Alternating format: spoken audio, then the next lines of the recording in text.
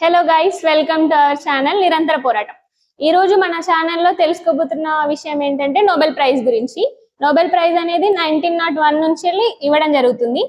ప్రతి సంవత్సరం December 10 Nobel prize అనేది ఇస్తారు. డిసెంబర్ 10 మనం నోబెల్ డేగా జరుపుకుంటాము. ఎందుకంటే ఆల్ఫ్రెడ్ బెర్నార్డ్ నోబెల్ పేరు మీదుగా జరుపుకుంటాము. స్టార్టింగ్ లో నోబెల్ ప్రైజ్ అనేది 5 రంగాల వారికి మాత్రమే ఇచ్చేవారు.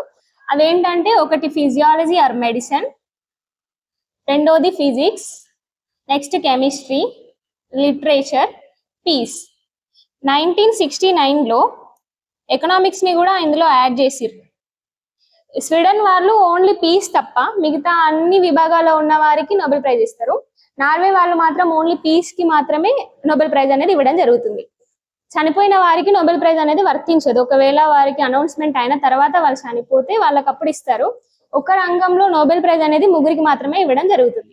నోబెల్ ప్రైజ్ విన్ అయిన వాళ్ళకి బంగారు పథకంతో పాటు 10,25,00,000 నగదు బహుమతిని కూడా అందిస్తారు.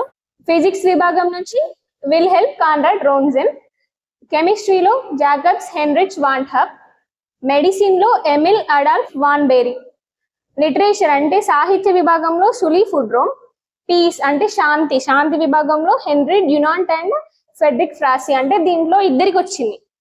నెక్స్ట్ నోబెల్ ప్రైజ్ ఇండియా నుంచి మొదటగా తీసుకుంది రవీంద్రనాథ్ ఠాగూర్. 1913లో ఈయన సాహిత్య విభాగం నుంచి నోబెల్ ప్రైజ్ తీసుకున్నాడు. 1930లో సివి రామన్, ఇదేమో ఫిజిక్స్. 1968లో హరగోవింద్ ఖొరానా మెడిసిన్ విభాగంలో. 1979 మదర్ తెరిస్సా శాంతి విభాగంలో ఈమెకు వచ్చింది. 1983లో సుబ్రహ్మణ్యన్ చంద్రశేఖర్, ఇది ఫిజిక్స్ లో. 1998లో అమర్త్య సేన్ కి ఎకనామిక్స్ లో వచ్చింది. 2009లో వెంకటరామన్ రామకృష్ణన్ కెమిస్ట్రీ విభాగంలో. 2014లో కైలాస్ సత్యార్థి పీస్ అంటే శాంతి విభాగంలో వచ్చింది. 2019లో అభిజిత్ బెనర్జీ ఎకనామిక్స్ విభాగంలో ఇతనికి నోబెల్ ప్రైజ్ వచ్చింది. ఇప్పుడు మనం 2025లో అనౌన్స్ చేసిన నోబెల్ ప్రైజ్ విన్నర్స్ గురించి తెలుసుకుందాం. ఫస్ట్ ఏంటంటే ఫిజియాలజీ అండ్ మెడిసిన్ విభాగంలో ముగ్గురు పేర్లు అనౌన్స్ చేశారు. ఒకటేమో మేరీ బ్రంకో యుఎస్ఏ నుంచి, ఫ్రెడ్ రామ్స్డేల్ యుఎస్ఏ నుంచి, అండ్ షిమోన్ సకాగుచి జపాన్ నుంచి. వీళ్ళ పేర్లు అక్టోబర్ 6న ఈ 2025లో అక్టోబర్ 6న అనౌన్స్ చేశారు. సెకండ్ ఏంటంటే ఫిజిక్స్ విభాగం నుంచి ఫిజిక్స్ లో ముగ్గురు పేర్లు అనౌన్స్ చేశారు. జాన్ క్లర్క్ యుఎస్ఏ నుంచి, మిచెల్ హెచ్ డెవోరెట్ యుఎస్ఏ నుంచి, జాన్ ఎం మార్టినెస్ యుఎస్ఏ నుంచి. వీళ్ళ ముగ్గురు పేర్లేమో అక్టోబర్ 7న అనౌన్స్ చేశారు. నెక్స్ట్ కెమిస్ట్రీ విభాగం నుంచి ముగ్గురు పేర్లు, ఇందులో కూడా ముగ్గురు పేర్లు అనౌన్స్ చేశారు. ఏంటంటే సుసుమా కిటగావా జపాన్ నుంచి, రిచర్డ్ రాప్సన్ ఆస్ట్రేలియా నుంచి, ఓమర్ ఎం యాగి యుఎస్ఏ నుంచి. వీళ్ళ ముగ్గురు పేర్లేమో అక్టోబర్ 8న అనౌన్స్ చేశారు. నెక్స్ట్ ఫోర్త్ విభాగం ఏంటంటే లిటరేచర్. ఇందులో ఒక పర్సన్ మాత్రమే వచ్చింది, లాజ్లో క్రాజ్నా హోర్కై హంగేరి నుంచి. ఈ పేరుని అక్టోబర్ 9న అనౌన్స్ చేయడం జరిగింది.